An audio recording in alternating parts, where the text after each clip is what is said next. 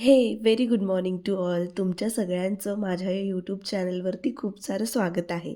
आता आम्ही बाहेर पडलो आहोत एका सुंदर निसर्गरम्य ठिकाणी जायला. खूप दिवसांनी असा छोटासा ट्रिप प्लॅन केला आहे आणि मनाला फ्रेश व्हावं म्हणून निसर्गाच्या सान्निध्यात वेळ घालवला पाहिजे असं आम्हाला सगळ्यांना वाटतं. आता रस्त्यावर आहोत आणि वाटेत जे जे सुंदर दिसेल ते सगळं तुम्हाला दाखवणार आहे. प्रवासाची मजा म्हणजे हे मोमेंट्स, रस्ता, हवा आणि नवे व्ह्यूज. तुम्हीसुद्धा माझ्यासोबत या छोट्या जर्नीला जॉईन व्हा. चला तर मग आपण सुरुवात करूया. रस्त्यामध्ये असणारे झाड आणि हिरवळी, गाडी पुढे जात आहे तसंच मनही रिलॅक्स होतंय. कधी रुटीनमधून ब्रेक घेऊन बाहेर पडणं खूप आवश्यक आहे. असं असतं कारण आपण ज्यावेळी बाहेर पडतो तो उत्साह आपल्याला एकदम फ्रेश करून जातो. कारण मुलंही खूप उत्साहात असतात. त्यांनासुद्धा बाहेर जायचं म्हणलं की मूड खूप त्यांचा चेंज झालेला असतो आणि म्हणूनच आम्ही स्वतःला वेळ द्यायला आणि निसर्गाचा शांत एक्सपिरियन्स घ्यायला कधी-कधी असं बाहेर पडणंसुद्धा खूप आवश्यक असतं. चला तर मग माझ्यासोबत हा छोटासा प्रवास करूया. मी आत्ता घरून निघाले आहे. हातात कॅमेरा, मनात एक्साइटमेंट आणि समोर नवा रस्ता. प्रवासाची मजा म्हणजे हा रस्ता कधी एकसारखा तर कधी वळणांनी भरलेला. रस्त्यावरचा वारा चेहऱ्यावर येत, आजूबाजूची झाडे, गाड्यांचा हलका आवाज सगळंच एक वेगळं फील देतं. प्रवास करताना मला एक गोष्ट खूप आवडते. आपण जिथून जातो तिथलं प्रत्येक दृश्य युनिक असतं. एखादं छोटं गाव, शेत, हिरवंगार पर्वतांच्या रांगा आणि साईडला दिसणारे छोटे छोटे घरं. आपण थांबून नीट पाहिलं तर किती सुंदर जग आहे. आपल्या आजूबाजूला पक्ष्यांचा आवाज आणि सूर्याची किरणं पानांमधून खाली पडतात. कधी-कधी शांत बसून हे सगळं पाहणं आपल्याला खूप शांत करतं.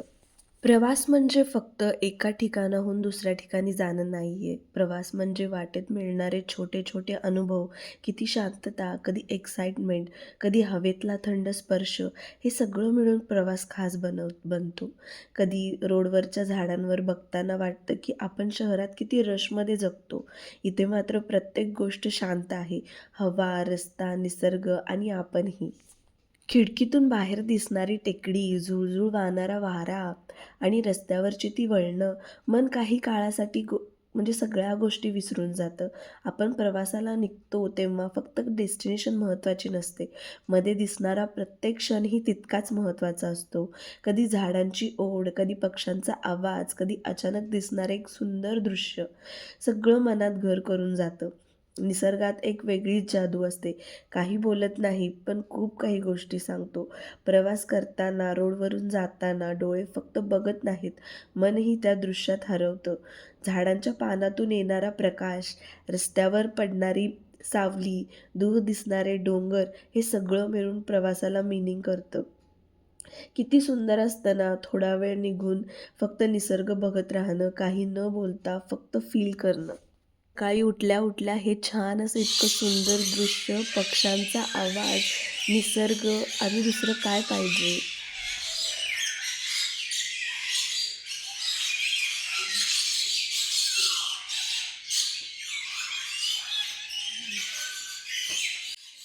फायनली आम्ही आमच्या डेस्टिनेशनला पोहोचलो आहे आणि इथे आम्ही काय मज्जा केली, इथला एक्सपिरियन्स कसा होता, आम्ही नक्की कुठे गेलो होतो, फॅमिलीसोबत केलेली मज्जा, फोटो, खेळ, हे सगळे मोमेंट्स मला तुमच्यासोबत शेअर करायचे आहेत आणि माझं ते काम चालूसुद्धा आहे.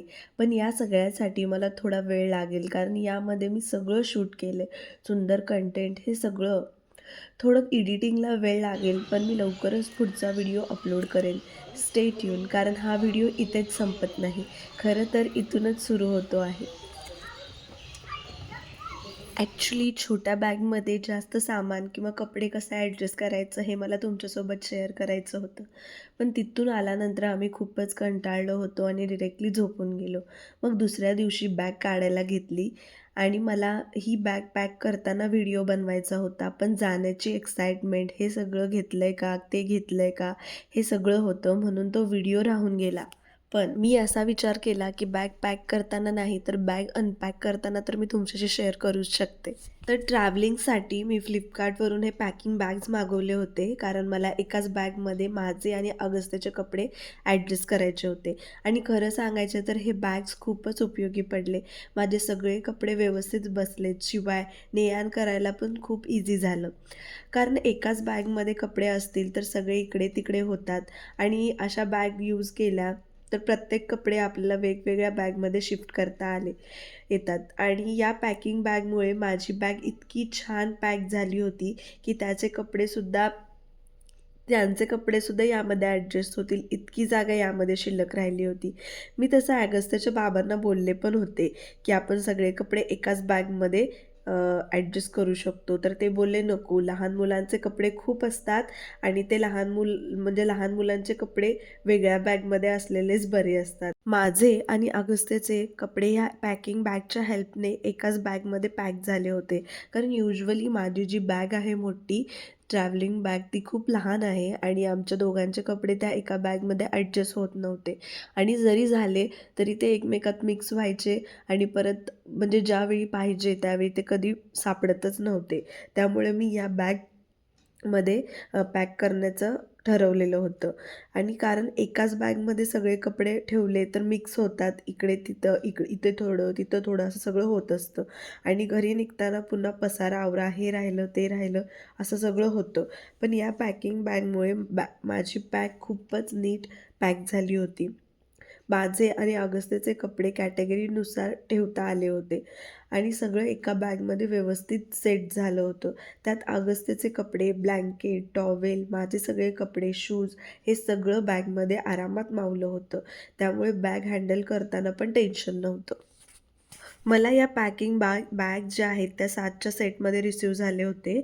याच्या हेल्पने आपण आपलं सामान छान कॅटेगरी वाईज ॲडजस्ट करू शकतो आणि आपल्याला आपलं सामान पटकन म्हणजे पाहिजे ते पटकन काढू शकतो आणि ठेवूसुद्धा शकतो. आणि हे सगळं बॅग अनपॅकिंग करून घर छान आवरलं, सगळे कपडे जागेवर ठेवले, सामान नीट लावून घेतलं आणि घर इन्स्टंटली फ्रेश वाटायला लागलं. सगळी कामे झाल्यावर आम्ही थोडा वेळ आराम केला, कारण प्रवासानंतर बॉडीला थोडा ब्रेक हवाच ना. दुपारपर्यंत सगळं कूल डाऊन झालं आणि इतक्यात अचानक प्लॅन झालं की भीमथडीच्या जत्रेला जायचं. आज शेवटचा दिवस होता म्हणून चान्स सोडायचा नव्हता. मग पटकन तयार झालो. संध्याकाळची वेळ झाली तशी सगळे जत्रेकडे निघालो. आत पुढे गेल्यावर परफॉर्मन्स सुरू होता. कलाकारांनी मोरपिसासारखे सुंदर असे डोक्यावर सजावट करून नाच केला होता. मला त्याला नेमकं काय बोलतात हे माहीत नाही, पण ते सगळं खूप सुंदर होतं. बॅकग्राऊंड म्युझिक सगळंच भारी होतं. अजून पुढे गेल्यावर ॲक्च्युअल जत्रेचा मेन एंट्रीवर खूप सुंदर डेकोरेशन केलं होतं. सगळीकडे लाईट्स, रंगीबेरंगी झगमगाट एकदम म्हणावं असं सगळं दिसत होतं. आणि मग आम्ही पाहिलं इतक्या सुंदर रांगोळ्या काढल्या होत्या, की खरंच हे सगळं विचार करायला लावणारं होतं, की ह्या खरंच रांगोळ्या आहेत, की एखादं ड्रॉइंग. इतकं परफेक्शन, ॲक्युरसी, प्रत्येक कलर, प्रत्येक पॅटर्न अगदी परफेक्ट. तुम्हाला तर माहीत आहे मला अशा गोष्टी खूप आवडतात आणि हे सगळं बघून मी तर फक्त वॉव करत राहिले. मला वाटलं अशा कलाकारांना काय म्हणू, ऑसम किंवा सुपर्ब. पण खरंच कला ही कला असते, त्याला कोणतीही तोड नसते. हे मी आज या रांगोळ्या बघून बोलते आणि मला अजून यातून इन्स्पिरेशन मिळतंय, की आजच्या या व्हिडिओमध्ये माझी जरी रांगोळी नसली, तर इतक्या सुंदर सुंदर रांगोळी मी आज तुम्हाला दाखवल्या आहेत.